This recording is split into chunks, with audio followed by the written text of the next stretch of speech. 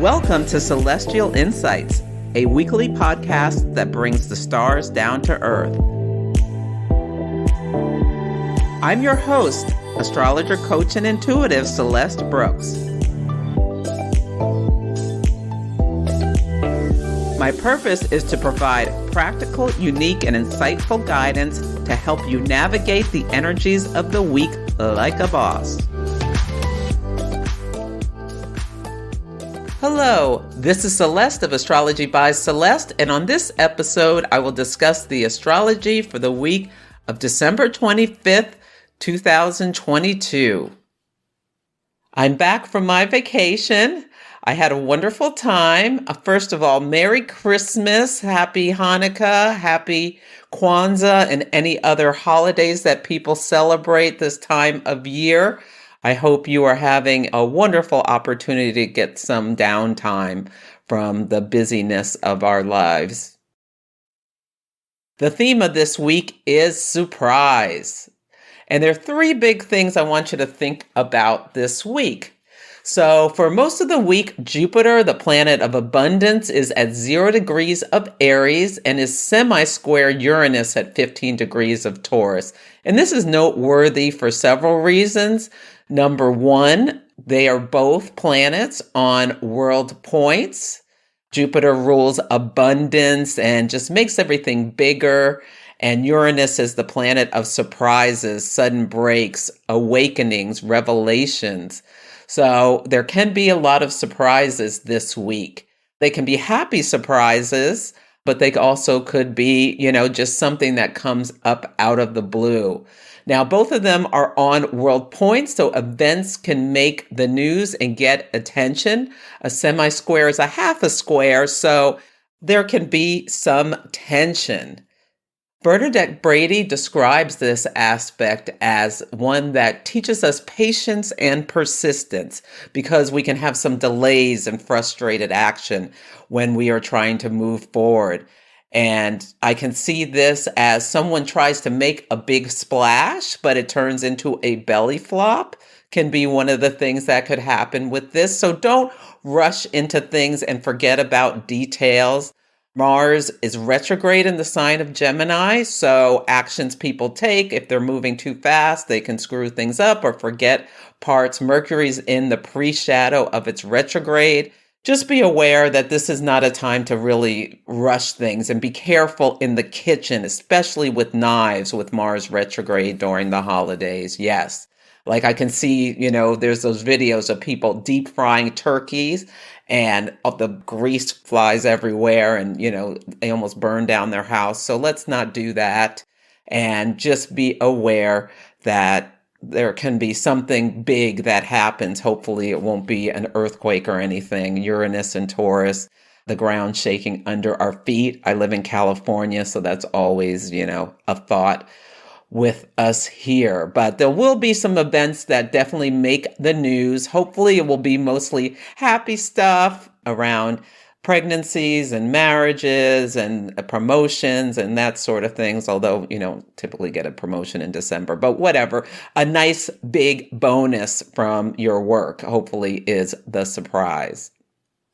The next thing I want you to be aware of is that we're having the Pluto Return of the United States. This is something that's been ongoing all year, and this is the third and last direct hit is going to be happening this week on the 28th. So Pluto is the lord of the underworld. It takes 248 years to orbit the sun, so people never have a Pluto return where it comes back to the place where it was when we were born, but countries and companies and buildings and things like that can have a Pluto return. Pluto takes around 11 to 30 years in a sign. It has that big variation because it's a trans-Neptunian object.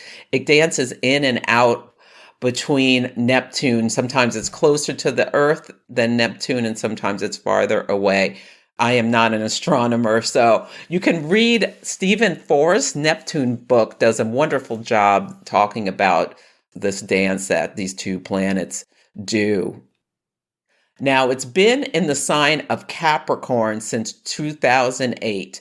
Capricorn rules governments, big business, the elderly are some things that Capricorn rules. When Pluto first went into Capricorn is when we had that breakdown of the financial systems with too big to fail and all of the financial crisis of 2008.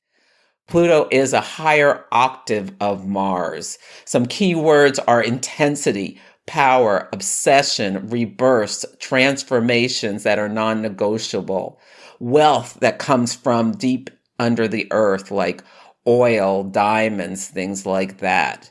On a positive nature, Pluto can be cleansing, healing, regenerative. Sometimes people with strong Pluto energy can, once they're sick, have this ability to almost like will themselves better. Now, it has a lot of negative connotations, and it's a lot of scary stuff is related to Pluto. It can be cruel, brutal, barbaric, and sadistic, destructive, volcanic, can go to extremes. Nuclear energy was discovered around the time that Pluto was discovered. The war in Ukraine is extremely Plutonic, where we're seeing like horrifics, the worst things you can imagine are related to Pluto. It's very, very primal energy. It can unearth things that were buried. It eliminates and humbles. Our shadow energies are Plutonic, things we would rather disown, taboo things, and sexuality, like just the primal heat of sexuality is also Plutonic. So two movies that I consider Plutonic are Seven with Morgan Freeman and Brad Pitt, which was that movie about the serial killer who was going through the seven deadly sins. It's a really great movie to keep in mind Pluto when you're watching it. Also 9.5 Weeks with Kim Basinger and Mickey Rourke. So that's more of the sexuality and the obsession side of Pluto with 9.5 Weeks. With Seven, it's more of the brutal and sadistic side of Pluto. So those are two movies that you can consider if you want to, meditate more on the nature of Pluto. So when people have Pluto transits, no one has a Pluto return, but some people have Pluto on their sun or crossing their ascendant or descendant or squaring, their Mars or something, some kind of transit like that. Your life is never the same after a Pluto transit. The planet moves only a degree or two a year. So when you have one, it's something that lasts multiple years because typically 2 degrees of orb on either side is when a transit is most in effect. People can feel helpless at some point, also empowered. It like eliminates all the excess in your life. Sometimes it can be the dark night of the soul, but also it can be just like this huge transformation when Meghan Markle married or met, and had the relationship with Harry, the prince. That was a very Plutonic experience that stepped her into immense wealth, power. But at some point, she, thinks she's like elevating herself to this, big position, but she wasn't even allowed to go out to lunch or whatever with some of her friends. It was very controlled. Control is very Plutonic. Clearly, marrying a prince isn't all it's cracked up to be, like they tell us in the fairy tales. So getting back to the United States, so we're having our third direct hit, where Pluto's coming back to where it was when the United States was born. We had the first direct hit back in January, and the war in Ukraine started a few days afterwards, which had a big impact on the United States. Our natal Pluto is in our second house of assets and finances and values. So the war in Ukraine has very much affected our finances as well as our assets and resources, not just in the United States, but around the world, causing food shortages and amongst other things. The second one was right after Roe versus Wade was overturned. So really shocking to have a right taken away, and the people spoke at the polls about what they thought about that in the election last month.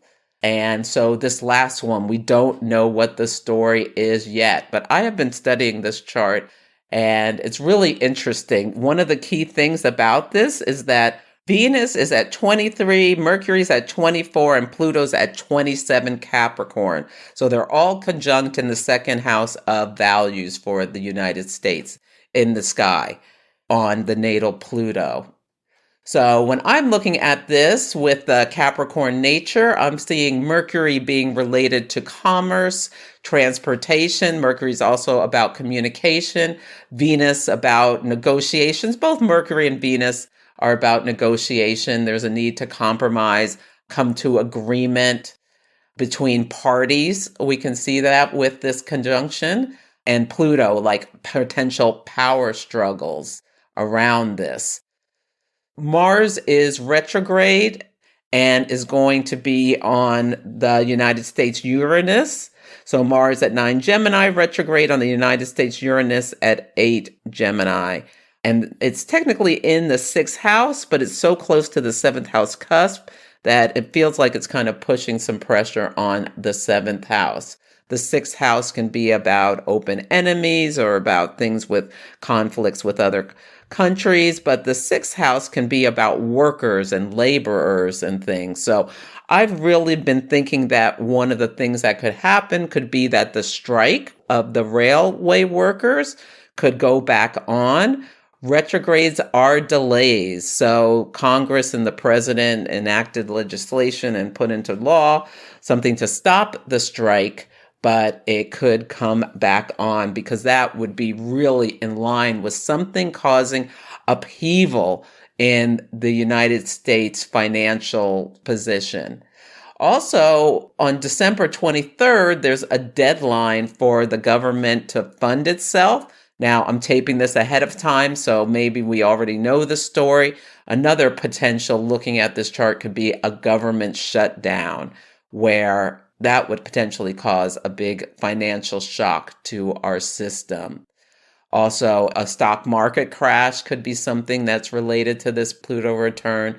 We'll see what happens. Hopefully it won't be a foreign adversary doing something that causes a big shock to us and that causes, really hardship and more tragedy around the world. This is not really a Merry Christmassy topic, but this is real life. We are, in a time of transformation where things are being unearthed and revealed and eliminated and remade. But after a Pluto return comes a present. So after the difficulty comes the renaissance. So we'll just have to see how this plays out and what the story will be. We may not know until January, but we'll know soon enough if we don't already know by Christmas how the story is unfolding. And there may be multiple pieces to it. The last thing is that Mercury's retrograde on Thursday, December 29th. So that's another reason Mercury is so key in this Pluto return chart, because it's slowing down to station during the Pluto return. So it's barely moving in the sky. And this really could be about, the government shutdown. And on this day, Mercury and Venus are both at 24 degrees of Capricorn, opposite the natal Mercury of the United States, which is at 24 degrees of Cancer in our 8th house of national debt, disaster, financial relationships with other countries. So there's something very key about Mercury and Capricorn and Venus and Capricorn being together, and they're going to dance with each other 3 times during this time. Mercury is also sextile to Neptune in Pisces. So on a personal level, this can be a great time to review your plans and how you want to move forward in 2024. And with Neptune is a manifester. You've got to imagine it. You've got to dream it up in order to make it a reality. Sextiles are opportunities. And with that Venus and Mercury together, you can really feel like some joy in the planning about what you want to do. But it's a time to review and revisit and slow down, do all the RE words. And, we need to be very careful during this time with our plans and things because, Retrogrades cause delays, reversals, reoccurrences of previous situations. Things the planet rules become wonky. Mercury rules communication, transportation, commerce, all of those kinds of things. So, and Mars is retrograde in Gemini. Be very careful about, identity theft or any kind of scams online. If you follow me on Instagram, I will never DM you asking you for a reading. There are a bunch of scammers that try to steal from people in my name, and it drives me insane. And it's really a great time if you're going somewhere, to leave extra early, because I think there's going to be travel mayhem during the holiday season because of weather. If the rails go on strike, I mean, that could be it. The rail workers. So we'll see what happens. But, with a Mercury retrograde, we really need to take care to slow down. And it's double trouble, because Mars in Gemini is reporting into Mercury and Capricorn. When they're both retrograde, it's really going to be a little bit wild with surprising stories. So Mercury stations retrograde on December 29th and moves back to 8 Capricorn on January 18th. You can look at your chart to see where this is occurring. And I feel like those two are tied together, the two retrogrades, because they both retrograde back to 8 degrees. Mercury will be quincunx the Uranus of the United States, which is at 8 Gemini, and Mars will be conjunct it. That's where they're both retrograding back to. And yeah, so the story will be all tied together. I'm interested to see how it unfolds. And yeah, we shall see. And you'll hear what happens from me. So on Sunday, the word of the day is kindness. We start the week with the moon in Aquarius. Aquarius is an air sign, and some key words about it are friendly, detached, intellectual. So I want you to think about how you can be kind, because sometimes when we get a little detached, there can be not so much caring about other people's feelings. And Mars and the moon are out of bounds. They're a bit wild, answering to themselves, not calmed down by the sun. So people can be emotionally reactive and like saying things that or doing things that aren't very nice if they're not paying attention. And Mercury is approaching a sesquiquadrate with Mars retrograde in Gemini. So that's a sesquiquadrate is a square and a half. So it's a hard aspect. So this can be just flippantly saying something mean to someone. Don't do it. Neptune is trine Pallas Athena in Cancer, Neptune in Pisces, and Pallas Athena in Cancer. So Pallas is about strategy, and Cancer is about family. So how can you have compassion for your family and loved ones, even if they get on your nerves? And remember, when the moon is in fixed signs, because it will square Uranus and then conjunct Saturn, we don't break down, we break through. So do your best on Christmas Day to just remember what you love about these people who sometimes get on your nerves. On Monday, the word of the day is elevate. We have a crescent moon phase starting at 19 degrees of Aquarius at 6:54 a.m. Pacific time. So go out and look at that sliver of the moon in the sky. This is when the light starts to come in. So whatever seeds you planted at the new moon in Capricorn, you may start feeling an internal push to start taking some actions to move it forward. With the holidays, you can get so busy that we may get distracted about things. But I want you to look at things from a higher view. There's a finger of God in the sky, this chart pattern, which is like you've been pointed at. And the apex is the South Node in Scorpio. So the South Node clears things out. It may be there's a need to release something. And at the base are Chiron in Aries and Mars retrograde in Gemini. So this can be an opportunity if you dredge up old stories and things that you could, hurt someone deeply, like deeply wounding someone, and to a point that, there's a difficulty to repair it. But you could also use this for healing old wounds, healing old traumas, just accepting the way people are, and maybe even having, a heart to heart with someone who's you need to have a conversation with this. Yeah, that is quite a possibility for this. But try to have a higher perspective while you're engaging in this. And a finger of God is there's a planet at the apex that quincunxes two planets at the base that sextile each other. And quincunxes can move us into new situations where we have to release something. So hopefully, like with your family, if something's revealed, that you can just like let go of something. I really love that, being able to let go of some old trauma. That's what we're called to do with the South Node in Scorpio, rather than bringing it all back up just to, wound someone again. The moon will enter Pisces at 11:33 p.m. Pacific time. When there's a Pisces moon, this is a water sign. It's the last sign of the zodiac. There's always a sense of endings. So there may be like some tears may flow, a need to have some compassion for yourself, and just watch out for too much escapism or desire to escape with this energy.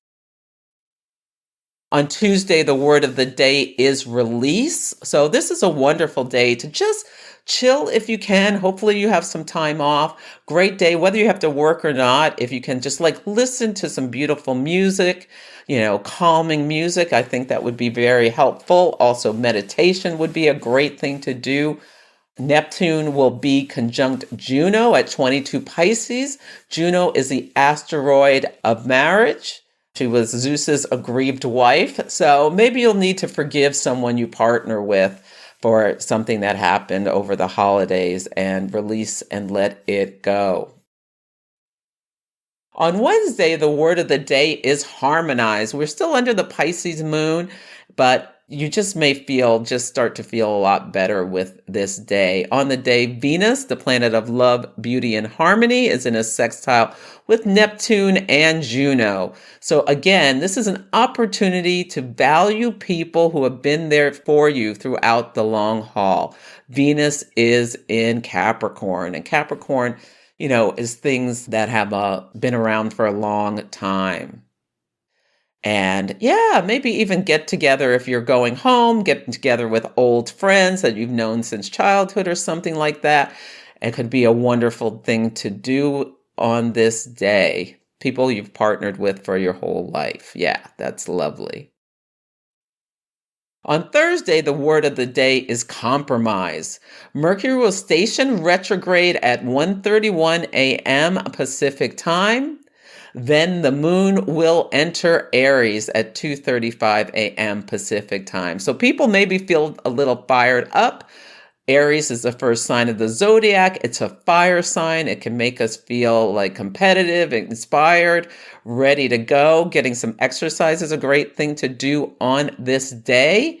And then we'll have a first quarter moon at 8 Aries at 5:20 p.m., where the sun is in Capricorn, squaring the moon in Aries. So we can think about the goals we set at the new moon last week and figure out, which one, where we are with what we said. What do we want to move forward? What did we take on that we shouldn't have? First quarter moons, it's a crisis of action. It's a time where people make decisions, and they may, decide that they're going to change some traditions or do things differently in some ways for themselves. Maybe some people will be deciding next year, I'm not traveling for the holidays or something like that. Yeah, Aries, the sign that has the I am, a lot to do with the self. Capricorn, about traditions and long-standing things.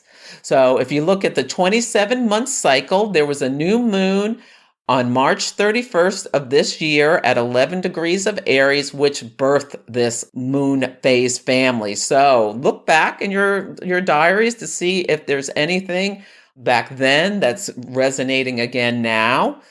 If your chart is activating, meaning it's near one of your angles or personal planets, there may be a story.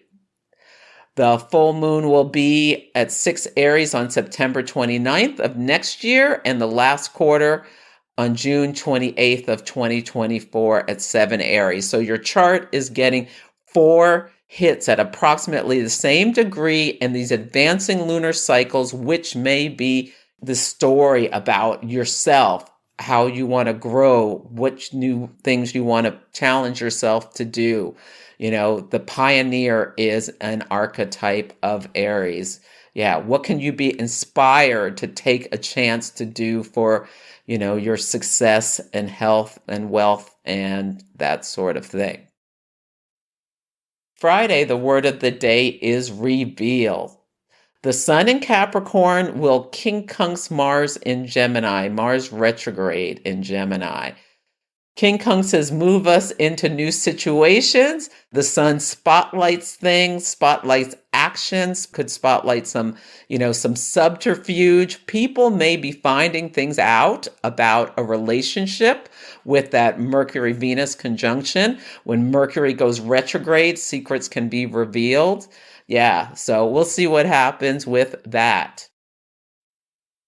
And on Saturday, the word of the day is delectable. The moon will enter Taurus at 9:08 a.m. Pacific time, and Venus will conjunct Pluto on this day. So this can be a very sensual day. It's a wonderful day I think it's a wonderful time to have an amazing date night. It's New Year's Eve at home, so you don't have to deal with crowds or people acting, really crazy with Mars retrograde out of bounds. Yeah, I would recommend a night in if you can. Or, I would not recommend Times Square. I think that's going to be potential for, people just being really extra out of control, extra drunk and all of that sort of stuff. And with the moon in Aries, really fiery. Yeah, and argumentative. So anyway, I hope you have a wonderful New Year's Eve as well as any other holidays you celebrate. And that is it for this week's episode. Feel free to email me at celeste@astrologybyceleste.com with any astrology and action stories, or let me know how the daily themes are playing out for you. Take care, and I'll catch you next week. Thank you for listening to Celestial Insights. To learn more about my work, please visit my website, astrologybyceleste.com, where I offer personal readings, horary consultations, cosmic coaching, group events, and classes to help guide people to higher levels of fulfillment. You can also find me on Instagram, YouTube, TikTok, and Facebook at Astrology by Celeste. If you enjoyed Celestial Insights, please help others find the show. Follow, rate it 5 stars, or write a nice review. I would so appreciate it. I'm astrologer, coach, and intuitive Celeste Brooks, and I'll be back next week.